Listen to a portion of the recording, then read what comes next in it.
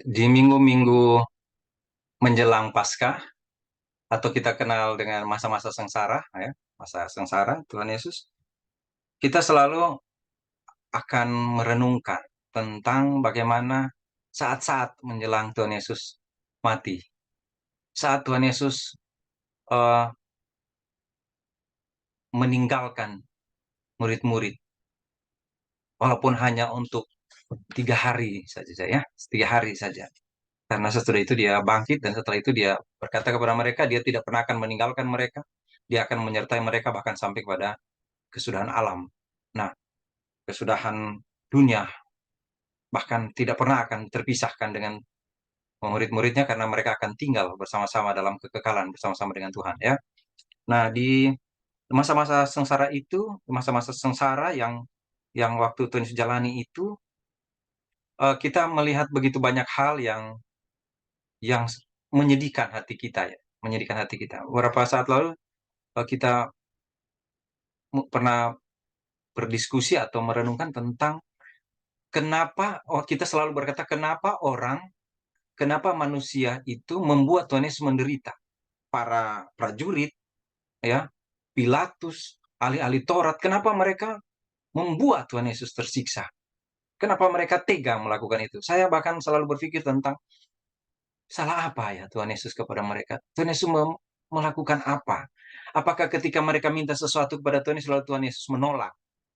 Apakah karena mereka menginginkan sesuatu dan Tuhan Yesus tidak memberikannya kepada mereka? Atau apakah ada satu keinginan yang akan mereka lakukan lalu Tuhan Yesus menghalangi mereka? Tidak pernah. Tuhan Yesus tidak pernah melakukan itu kepada mereka. Bahkan sebenarnya mereka tahu Tuhan Yesus melakukan hal-hal yang baik. Tuhan Yesus menyembuhkan orang. Tuhan Yesus memberi makan orang yang lapar. Tuhan Yesus mendekati orang-orang yang terluka. Tuhan Yesus mengampuni orang-orang yang melakukan kesalahan. Tuhan Yesus membela orang-orang yang lemah. Tuhan Yesus memeluk anak-anak. Tuhan Yesus mencari orang-orang yang terhilang. Kenapa mereka harus menyakiti Tuhan Yesus? Kenapa mereka harus menyakiti Tuhan Yesus? Tidak ada satupun yang mereka minta yang Tuhan tidak penuhi. Mari saya tunjukin di sini. Di dalam masih kita boleh lihat di Yohanes pasal 18 ayat 38b sampai 16a tentang orang-orang, tentang para prajurit. Kita lihat tentang para prajurit yang sebenarnya mereka hanya mendapatkan perintah saja. Cuma ada order, ada komando, dan mereka lakukan. Saya bilang tadi, Tuhan Yesus tidak pernah menolak mereka ketika mereka minta sesuatu, sehingga tidak pantas bagi mereka untuk membenci Tuhan Yesus. Mungkin sama dengan zaman sekarang, ya. Yaitu kalau kita terpengaruh oleh publikasi, entah itu di FB, di internet, di internet lah, di berita-berita dimanapun, maka kadang-kala tanpa kita sadar, kita tidak berhubungan dengan orang itu, tapi kita bisa membenci dia. Kita akan membenci, kita akan provokasi orang untuk sama-sama dengan kita membenci seseorang yang menurut kita sendiri tidak ada kontak langsung dengan dia, tidak berhubungan langsung dengan dia, tapi kita bisa seperti itu. Nah, apakah para prajurit seperti itu? Apakah mereka juga termakan oleh seperti itu? Atau mereka sedang menunjukkan bahwa mereka harus taat sebagai bawahan, mereka harus taat pada pemimpin untuk melakukan apa saja. Ya, beberapa waktu lalu kita punya kasus itu, ya. Ada polisi dan sebagainya sampai harus melakukan apa saja, yang penting taat pada pemimpin. Apakah para prajurit seperti itu? Apakah mereka karena mendapat perintah dari Pak Pilatus dan apalagi disokong, didorong dengan sangat kuat oleh para pemimpin agama Yahudi sehingga mereka merasa inilah kesempatan saya menunjukkan prestasi saya supaya saya dilihat bahwa saya memang taat pada pemimpin dan tidak peduli kepada orang yang salah atau tidak salah. Ya, tidak peduli apakah itu bersalah atau tidak, saya tidak peduli, saya harus melakukan itu. Kalau perlu saya hajar dia sampai selesai. Dan itu yang dilakukan oleh para prajurit. Saudara, kalau seperti ini kita akan berpikir, tega banget para prajuritnya.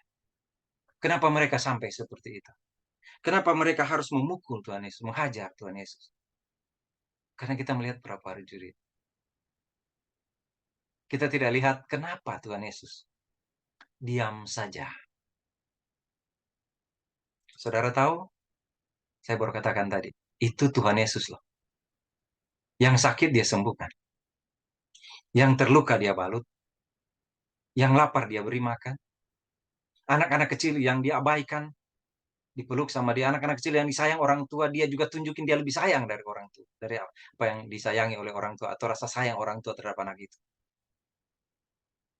Orang-orang yang dianggap berdosa, dia lindungi. Bahkan dia dengan berani bilang, yang tidak berdosa, silahkan lontari batu terlebih dahulu. Itu Tuhan Yesus. Dan dia itu adalah Tuhan yang iblis saja diusir sama dia. Ombak gelombang yang mencoba menghantam perahu, dia bilang, diam, tenanglah, dan langsung diam dan tenang. Tidak ada yang dapat membuat Tuhan Yesus kalah sebenarnya. Oke? Tidak ada.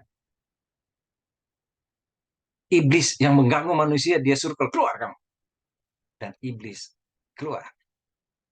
Iblis lari. Ya, tidak ada yang dapat membuat dia kalah. Karena dia Tuhan. Jadi, karena dia Tuhan, pasti dia, kalau dia bos Pilatus saja, punya prajurit. Padahal Pilatus itu udah begitu besarnya kekaisaran Romawi. Pilatus belum siapa-siapa. Pilatus masih bagian kecil dari orang-orang di kekaisaran Romawi yang ada di bawah kaisar. Pilatus saja punya prajurit. Bagaimana dengan Tuhan Yesus? Apakah dia tidak punya siapa-siapa? Apakah dia tidak punya apa-apa? Dia punya, tapi dia tidak gunakan. Sehingga dia diam di situ. Ketika mereka pukul, dia diam saja menerima semua itu. Kita bilang, kenapa Tuhan diam saja? Kalau ada sekarang, kira-kira kalau Tuhan tanya pada kita, Sony, kalau engkau lihat saya menderita, kalau engkau lihat saya dipukuli, kalau engkau lihat saya dicambuk sampai darah, berdarah-darah, kalau engkau lihat saya dihajar, apa yang akan engkau lakukan? Kalau Tuhan tanya itu sekarang kepada kita,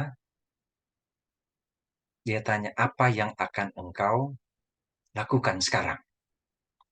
Kalau waktu itu kita berdiri di situ, kadang-kala kan kita bilang, Petrus ini kenapa dia lari? Kenapa dia menyangkal Tuhan?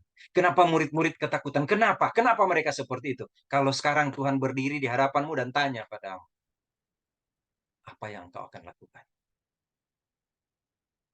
Kita mau jawab apa? Kita akan tunduk seperti orang-orang yang disuruh Tuhan, ayo kamu lontari dengan batu perempuan yang berdosa ini. Ayo, siapa yang duluan? Apakah kita akan ambil batu lalu lepas pelan-pelan? Lalu pura-pura tidak tahu, pura-pura sibuk di rumah. Mas saya pulang dulu karena ada masalah di rumah yang mesti saya selesaikan. Apa yang akan engkau lakukan? Kalau Tuhan Yesus tanya padamu, apa yang akan engkau lakukan kalau melihat saya disakiti?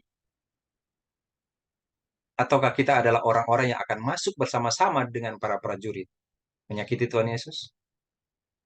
Apalagi ketika ada perintah dari apa?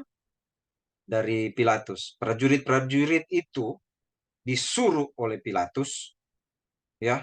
Itu ayat 1 dalam Yohanes pasal 19 itu ayat 1. Lalu Pilatus mengambil Yesus dan menyuruh orang menyesah dia. Wah, kesempatan.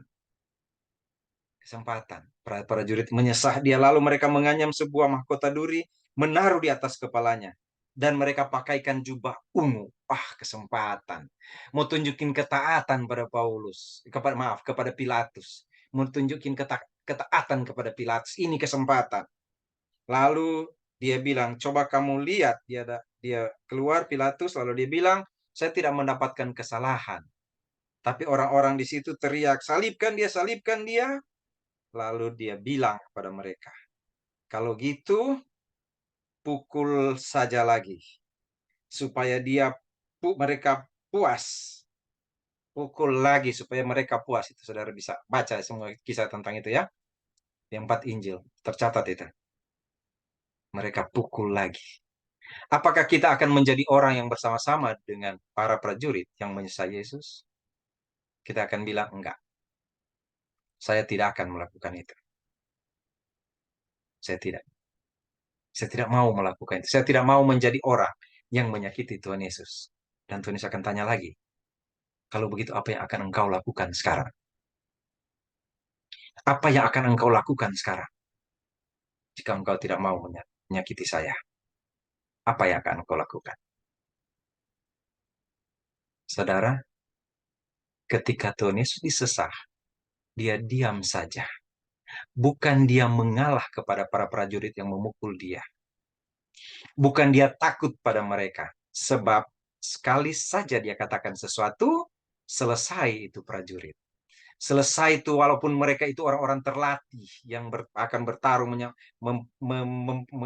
menyerahkan nyawanya bagi keyakinan mereka, bagi kekaisaran mereka. Tapi kalau satu kali saja Tuhan Yesus keluarkan satu kata, mereka selesai. Selesai mereka. Tuhan Yesus tidak takut pada mereka. Tuhan Yesus bukan takut pada mereka sehingga dia diam, tidak mengatakan apa-apa. Tuhan Yesus tidak takut pada Pilatus. Tuhan Yesus tidak takut pada orang-orang di situ, para pemimpin agama, sehingga dia diam. Tidak. Karena saudara tahu, dia datang karena dia mengasihi. Kalian sakiti saya. Tapi kalian harus tahu, saya mengasihimu. Saya mengasihimu karena pertama kali saya, yang ada dalam hidup saya adalah mengasihi Bapa saya. Aku mengasihi Bapakku, sehingga aku harus melakukan kehendak Bapakku. Aku mengasihi Bapakku dan taat pada Bapakku, sehingga aku melakukan kehendak Bapakku. Dan aku melakukan ini, mengasihi Bapakku dan mengasihi kamu. Karena begitu besar kasih Allah, kasih Bapakku kepada dunia yang kotor dan jorok ini. Aku rela. Jadi dia diam di situ. Bukan karena takut pada prajurit. Dan prajurit melakukan itu bukan karena bangga, satu kebanggaan.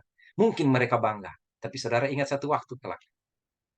Setelah selesai, mereka menyiksa Tuhan Yesus. Dan Tuhan Yesus tergantung di antara langit dan bumi. Pada waktu itu mereka dengar suara, dia bilang, ampunilah mereka. Karena mereka tidak tahu apa yang mereka lakukan. Dan ketika dia mengembuskan nafas terakhir, ada gempa bumi, kegelapan terjadi. Dan tirai bait Allah terpecah. Pada waktu itu, kepala pasukan itu berdiri dan berkata, sungguh dia ini orang benar. Jadi Tuhan tidak pernah takut kepada orang lain. Kepada siapa, kepada kuasa apapun. Dia hanya melakukan itu karena dia mengasihi Bapaknya. Karena dia mengasihi manusia. Sekarang dia akan tanya padamu. Saya sudah mati dan menderita bagimu. Saya sudah menderita dan mati bagimu. Sekarang apa yang akan kau lakukan bagiku? Saudara mau jawab apa? Mau jawab apa?